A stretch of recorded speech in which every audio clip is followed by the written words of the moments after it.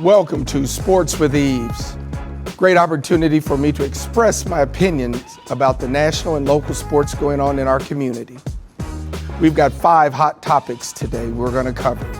The first is the vote by the Kentucky High School Athletic Association for fall sports. The second is NCAA and eligibility issues for seniors. The third is University of Louisville lost a hot recruit. The fourth is the NBA lottery along with Donovan Mitchell. And the fifth is the Kentucky Derby moved from the first weekend in May to the first Saturday in September. Welcome to Eaves Sports. Let's get started. Right off the bat, the Kentucky Athletic Association had a very difficult vote.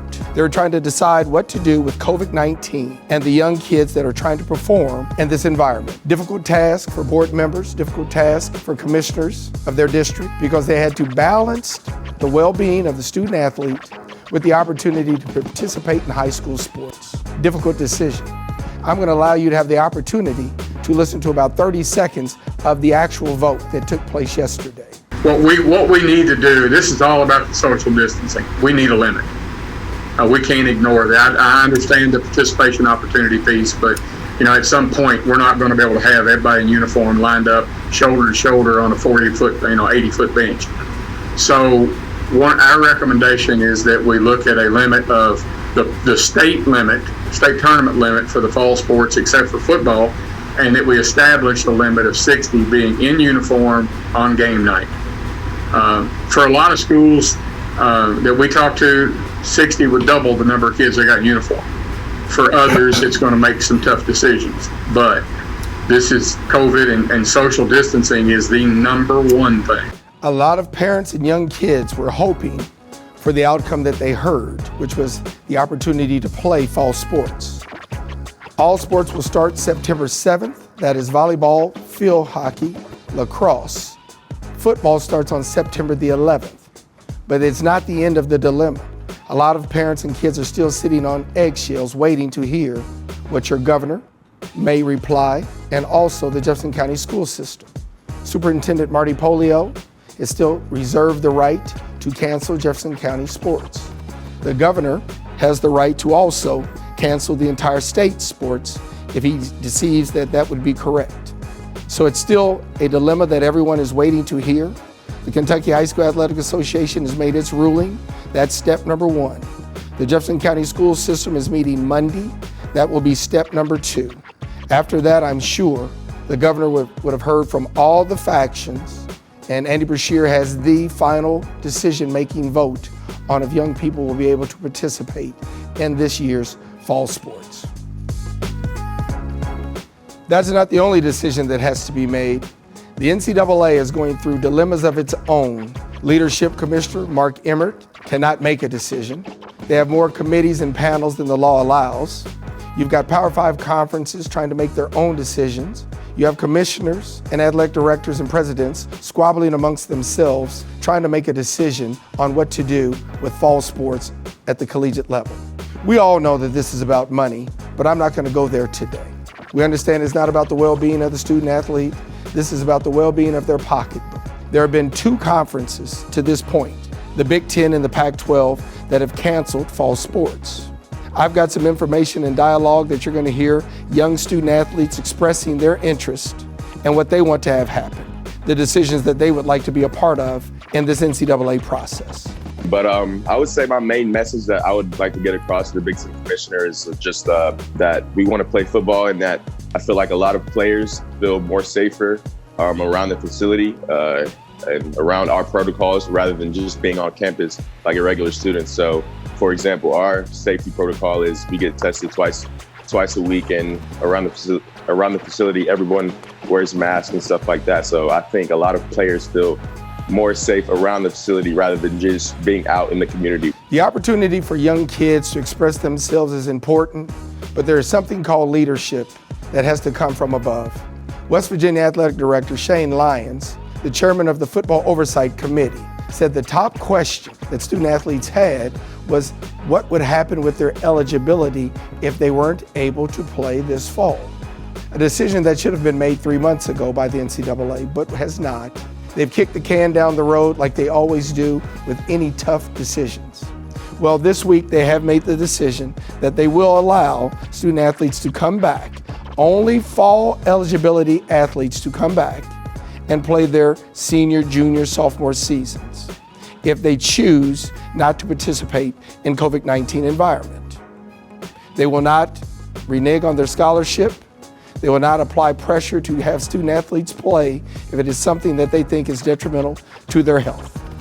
More importantly though, you have the ACC, you have the SEC, and you have the Big 12 that are going forth with their season.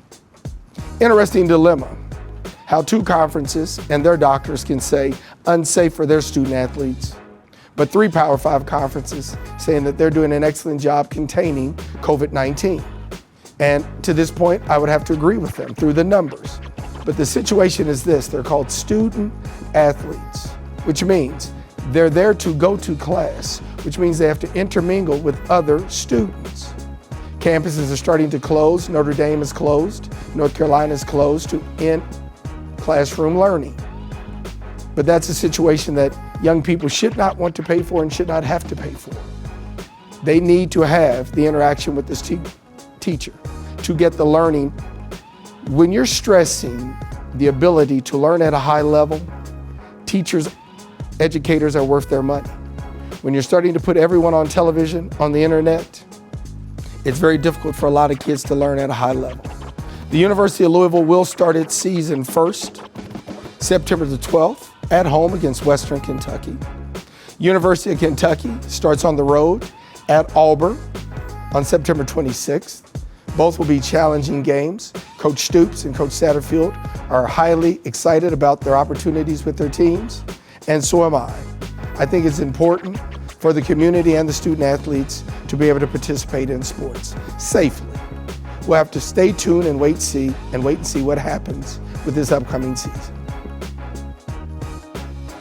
It seems that we can't get off college business, but the University of Louisville men's basketball program and Coach Chris Mack had a huge detrimental loss. Bryce Hopkins has decommitted from the University of Louisville, a top 40 combine power forward, excellent skills from Chicago, Illinois. He said his decision was very difficult to decommit from the University of Louisville, but he said so much of the uncertainty going along with the FBI investigation, level 1, the highest violation you can get throughout the NCAA, and 3 level 2 violations made it to where he had to opt out of his commitment to the University of Louisville. We all understand that this coaching staff and administration had absolutely nothing to do with the circumstance. Coach Pitino's staff, his assistant coaches Kenny Johnson and Jordan Fair have both been fired, have showed causes to get back in the business of college athletics. And Brian Bowen II and his father has testified that he received money from Kenny Johnson.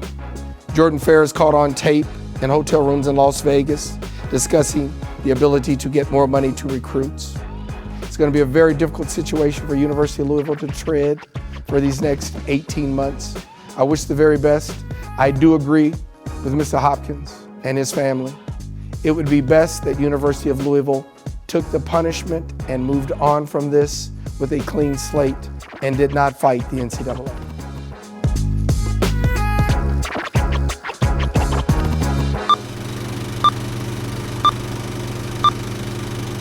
Join us here every week.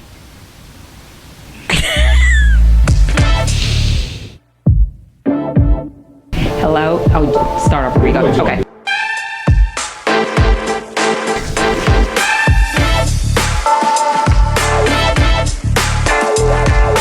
I am so excited.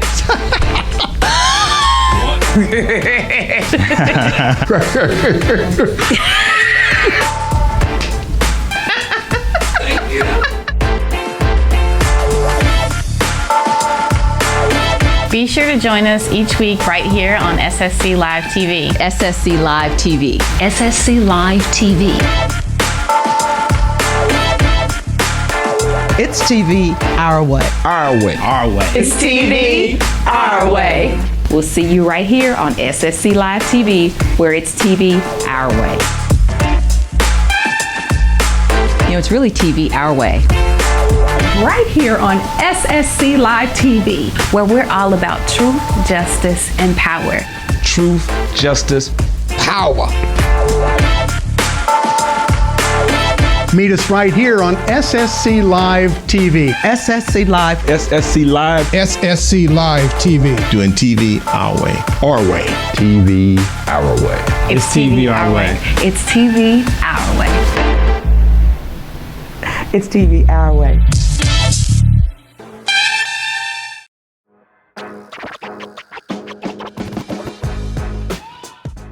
Welcome back to Sports with Eaves. We all understand how important basketball is in the community of Louisville and the state of Kentucky.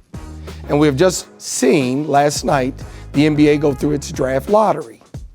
I'm going to let you listen to the last 4 picks of the NBA draft lottery last night. Welcome everyone to the 2020 NBA Draft Lottery presented by State Farm. Congratulations to Minnesota for winning the first pick in the 2020 NBA. The second pick in the 2020 NBA Draft will be made by Golden State. The third pick in the 2020 NBA Draft will be made by Charlotte. The fourth pick in the 2020 NBA Draft will be made by Chicago. The opportunity to be the number 1 selection in the NBA Draft is so important to young kids aspiring to be a pro. The Minnesota Timberwolves, Karl Anthony Towns, D'Angelo Russell, former Cat, former Louisvillian, already on that team. I hope they have a great selection, which will help turn the program around. Scotty Layden is the general manager.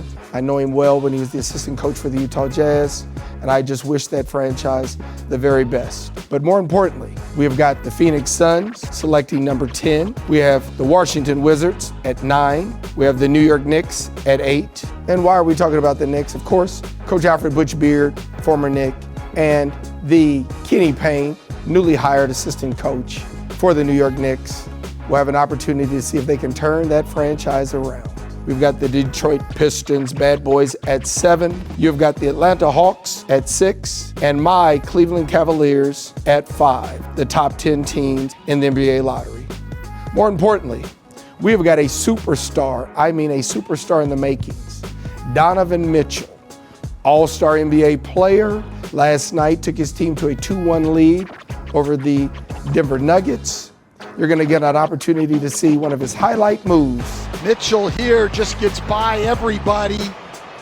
Half-heart help by Michael Porter Jr. This is Donovan Mitchell. You can't stay on the side.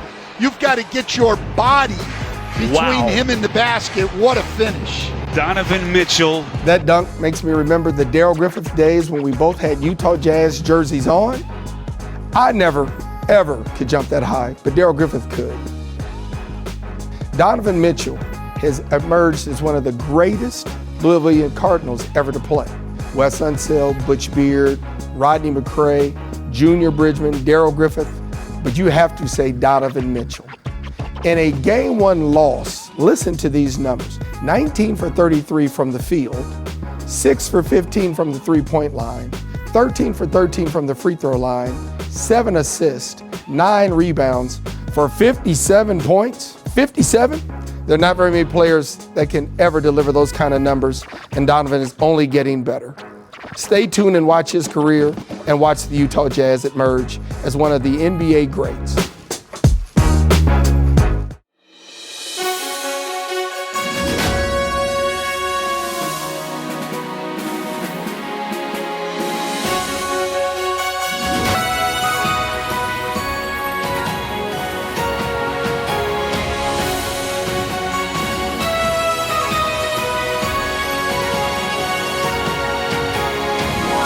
The Kentucky Derby at Churchill Downs has become an American institution and national icon. Since its beginning, countless individuals have contributed to its ongoing growth. Prominent among them, the African American jockeys and trainers who helped build the early foundation and success that spans nearly a century and a half. 13 of the 15 horses that competed in the first Derby in 1875 were ridden by African Americans. When Oliver Lewis guided Aristides to victory for African American trainer and eventual Hall of Famer Asner Williams, the victory was one of 15 of the first 28 derbies for African American riders. 3 of those history-making jockeys are enshrined in racing's Hall of Fame. 3-time Derby winner Isaac Murphy and 2-time Derby winners Jimmy Wingfield and Willie Sims. Also prominent is William Walker Sr., who was born into slavery and at the age of 17 piloted Bowdoin Bowdoin to win the 1877 Derby. During a 60-year career, Walker also trained horses and was a bloodline consultant to John E. Madden, who bred 5 Kentucky Derby winners. These men, along with fellow Derby winners Lonnie Clayton, Erskine Henderson, Fabe Herb, George Garrett Lewis, Isaac Lewis, and Sue Perkins, were among the brightest stars in American racing before government-sanctioned Jim Crow laws and the poison of racism forced them from their hard-fought prominence. Their legacy is now restored, and the accomplishments of the early African-American heroes are honored at Churchill Downs during Derby Week and at the annual running of the William Walker Stakes. Today, Simmons College of Kentucky and Churchill Downs honors the legacy of the African-American jockeys and trainers of the Kentucky Derby as we celebrate their race to greatness.